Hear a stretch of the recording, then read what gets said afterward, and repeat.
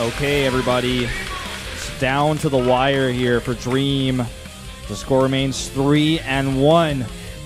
Very, very tough situation for him. Now, before we see if this guy can come back, we're going to take a look at a recap here. This is a really important moment in the early game, by the way. Not only because of the SCV kills that he got, but also because of the SCVs he's able to damage, which lets the Reaper come back in, as you can see here, and get several more kills. Yeah, really building that momentum from the start of the game, essentially. Maru just making all the right choices. Completely opposite to what he did in this map in the round of 16 against Dream. He really turned things around, and this Banshee harassment is just ridiculous. Just so consistent how much he's able to do with these Banshees. Even if you have a Banshee in your main shooting a reactor, that's still very annoying. You have to deal with that. You have to send SCVs to repair. You know, if you don't have any detection, you're just going to lose it. And, I mean, this is it's just from the start too much damage. Ends up taking it. Maru looking dominant in this series, the 3-1 lead. There's a shot of him right now. One more game. One more game. That's all he needs. Dream is down to his last life. Any loss, any defeat, and his tournament life ends here. And Maru will have proven he is the strongest Terran in the world. Both of them looking very stressed out as we begin to get ready for what could be the final game. Families are praying right now. Yes. This map is going to be Catalina, mind you. And what an explosive map this is going to be. That it is. A map where we saw Maru with a flawless record on this map. That's really not something Dream wants to think about right now. So, we are going to jump into this game in just a few moments. In fact, the countdown has started, ladies and gentlemen. We're going to have a quick little interview, but it looks like it's been delayed. Catalina, Maru, I believe, 4-0 in all matchups, 1-0 in this matchup. Dream on his last life here. He needs a win. He needs to hang on. Let's see if Maru can close out the series. This is the NAVER StarLeague Grand Finals. Let's go into set 5.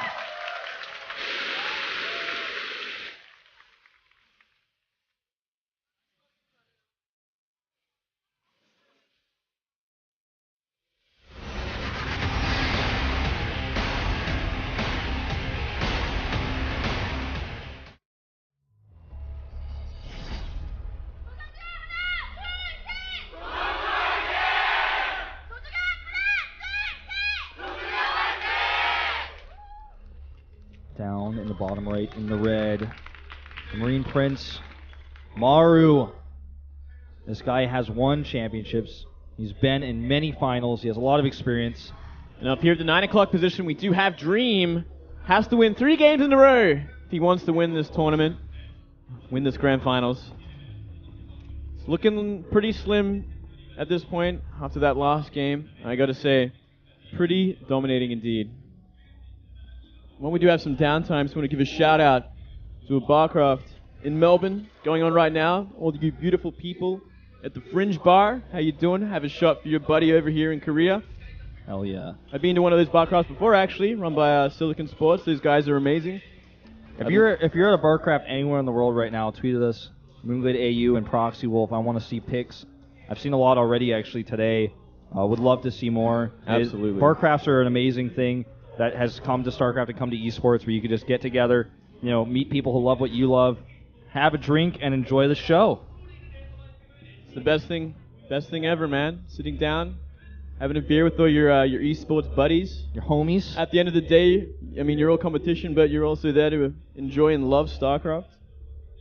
Now, this is a good map for the sort of just normal gas expand. Thought we might see Reapers, because Reapers are also quite strong on this map because it's really easy to kind of jump up. But turns out we're just going to be seeing, looks like Marines into quicker factories, not gas first factories, but I mean normal time, as you could see. Yeah, it looks like they kind of want to transition off pretty quickly, go into the starports, no doubt. Drops, Banshees. Let's see if Maru wants to stay with the Banshee sort of tech that gave him so much success last game. I mean, that game was just ridiculous, and Banshees had everything to do with it. And it kind of felt like Dream was ready for it as well, but still the damage came. Let's see there. Maru, they're both doing essentially the same builds. For now, at least. You know what's funny is when you watch the screen that we look at, even like when you're watching the Terran vs. Terran from a spectator's perspective, when you see the Cloak Banshee doing damage, it looks like, oh, this is annoying, this is doing so much damage. But when you're actually playing against it, you just see this blur. You don't know how much energy it has. You don't know you don't know exactly how long that's going to last. You can't tell. You don't know what he's going to do with it next. You don't know. You want to scan, but you don't want to scan because you don't want to use that mule. And what if you scan and it gets away? It is one of the tensest, most frustrating harass units in the game. Yeah, by far one of the most cost efficient as well, especially if you're dropping scans and you don't kill it, and it comes back in like 3 seconds and does more SCV damage. It really gets out of hand. As Artosis has several times said, it's a DT that can fly, man. It's a nightmare. It really is. So these builds in this game are totally mirrored here. We have just Hellion expands. Well, this is exactly the same sort of style we did see from both players in Game 1 merry-go-round, where Maru took a pretty early victory with the kind of the 2 Hellions out of position. He's going to do it again? He's going to do it again. This time Dream checks, though. Or maybe he's just scouting. Well, in general, man, actually, even if he checks, he's going to take damage going up a ramp like this. 2 shots, most likely. Okay, he doesn't go up. Well, he's going to take some damage from Marines instead. Yeah. Maru's not going to surround him. He doesn't want to show his hand yet. He doesn't have to. I mean, yeah, he could just wait. And if Dream does commit to it, he's just going to lose the fight again. Going to suffer another horrible containment. And things can get pretty ugly pretty quickly, like we did see in that Game 1. Vikings on the way. Slightly faster eBay here for Dream. As this game is I mean, you could draw basically a line of symmetry down the production tab almost. These two are doing almost the exact same sort of styles with slight variations. Yeah, just about. Let's see if he's going to commit to any turrets this time, Dream. Yeah, because he's been kind of doing that a little bit blind. He has been doing that a lot blind, and this is probably exactly why Maru decides not to completely forego the Banshees for now. And look at that, 2 turrets. Yeah. 3. Wow. Again. And in fact, he's going to lose his SCV should he see this. Well, this is just a huge mistake. Well, he's getting like a blind investment that's not going to pay off at all because Maru has no intention of going Banshees for now. And he's actually winning the engagement here. Incredible micro from Maru. I mean, how do you beat it? How do you win that engagement when your opponent is the defender and he's coming down the ramp? I mean, just the control we saw there from Maru is why this guy has some of the best control in the world. Look at it, how red his Hellions are. He just goes back, repairs them. I mean, he even killed that SCV that was building the turret. There's the repair. Oh, boy. Maru is just on another level right now. He's looking fantastic, that's for sure. See if he can maintain that lead. A couple of Vikings already. And now the barrack production is beginning, so he's going to go into that sort of bio style. I mean, you see a Dream lift up a bunch of units to attack, then had second thoughts. He's on tilted a little bit, I think. He's shaking up, man. I mean, wasting 300 minerals on turrets that are going to be essentially useless until we actually see Maru starting to drop. There's no Banshees anytime soon. We're seeing a reactor on that starport, so no doubt going to be for Medivacs. Yeah. No, I think the choice for Dream to go into his own Banshee is smart. See if he can get anything done with it. Maru's actually looking for this, though. Looking for this ore drops. Sends his Vikings out aggressively. Yeah, and Engineering Bay is going to finish in time as well. Turret's going to come down, I think Maru might commit to turrets. Yeah, he's going to put one down in the main and natural. Yep, even one at the production facilities. He's ahead enough to do this. And keep in mind, this is just one Banshee, no cloak. So this is going to really struggle to find significant damage. It's maybe kill an SCV or 2. It's more about can he keep it alive and make sure that it can come back later to do more significant damage. We're going to see...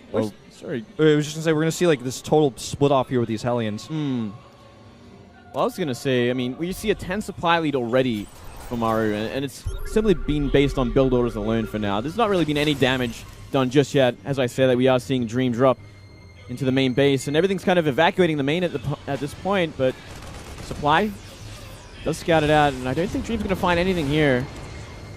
Yeah, just a little supply lead already for Maru, just because Dream is trying to defend against everything. Really scared of those Banshees. No doubt shook him up a lot from last game. Well, that Banshee's already done something for Dream. It scouts this Hellion drop coming across the map. He's going to chase this down with his own drop, which is 4 Marines and 2 Hellions, it looks like. So, we have an awkward situation here. These Hellions aren't going to get much done because of the siege tank and a bunker. In fact, I don't think they're going to get anything done. Let's see. No, he's going to damage a few SCVs by the looks of things. That's about it. Yeah, not a single kill. Viking in position to shut that drop down from earlier. And here's that chase I was talking about. Does not have stim yet, though. So actually, he's going to have to just let it go. Look at the army for Maru. It's huge. It's much better than Dreams. And in fact, I think he's going to do the same sort of soft contain we saw earlier in game number 1. He's going to move across the map, start sieging up, start containing, start picking off units. He's going to have +1 much faster, too. He's got to be careful, though, because he doesn't have the same sort of lead he did have in that game 1. He didn't have that. He doesn't have that critical sort of economic lead. He didn't get to contain that natural for very long at all. But he looks like he might actually be gearing up for a Doom drop. Yeah, a huge scan. This is not going to be easy to make work, especially because the scan does kind of tip Dream off. That something like this may be coming. I kind of like it, though, because he did do it a lot further in advance. So it's like a scan, and then he flies in instantly after. It's a scan. He sees what's there. He's like, I can commit to this. Scans now, again. This gives it away, but he's boosting in, and nothing's in position to deal with these tanks. Nothing. And these tanks are, well, it's just one tank, but there's a ton of Marine sports. It's going to be right in position. Oh, my God. This is too much damage already. Way too much. 15. And he's totally controlling this location. He's going to kill so many supply depots. And not only the supply depots, but some of these Marines getting too close as well. And also the eBay. He's supply blocked. The eBay is in range. He's going to go for it. And he's going to get that upgrade. Cancels it. And now can actually start moving back to get out of here. Well, he's committing now, but still a nice position here for Maru. He's going to get a decent trade. He might actually try and get out alive with these medivacs. That he does. And killing that upgrade is pretty nice. Because that was the one upgrade he was going to be behind. Because he only had +1. But now he's going to actually have his own +1 armor first. Yeah. Oh, even going to try to engage here. Dream is not paying attention. A slow reaction. Still has to run away, but he's bringing more reinforcements. He can actually just fight in the open field. Yeah, especially with the Vikings here. It's going to make things even harder for these medivacs to get away. The tanks too much damage. I think we see game. I think so. Tank siege really late. He gets on top of them. And that's just going to wreck him here. Game, set, and match, ladies and gentlemen. He's now down 25 supply. He's falling apart, man. He's in a horrible place right now. He doesn't know what he's doing. And this might be a little too far for Maru. Hard to say. Just enough. No, it's enough. Yep, like you said, the Vikings helping out as well. Now he's got the production facility sieged up. He's going to kill these add-ons. The crowd is cheering Maru's name. And that's going to be the end of things, ladies and gentlemen. Maru will be the first ever NAVER StarLeague winner. Your champion. And as of this moment, the best Terran player in the world. I think that's fair to say at this point. Some would argue innovation still out there in individual leagues, but innovation played in this tournament, ladies and gentlemen, and he lost. Yep. And when it comes to best of sevens, Maru is an incredible player. He knows how to repair. And even though Maru looked more nervous to start things off in this series, it was Dream who got shaken. It was Dream who could not keep up. Just that inexperience after all things, man. He started taking some big losses, and he couldn't bounce back. And I think that Game 5, it really just showed that more than anything else. Dream was just in a bad place. He was too shaken up, too nervous. He couldn't get that momentum back. To be honest, I really am curious now, on a closing note about Dream, how this loss will affect him. Because we have seen finalists like Top, for example, who have a sick run, and then suddenly they kind of fall off a little bit. I wonder if Dream will be able to maintain his performance that we see here going to the next season as well as in Pro League, or if this is really going to mess with him and shake him up a little bit because he's very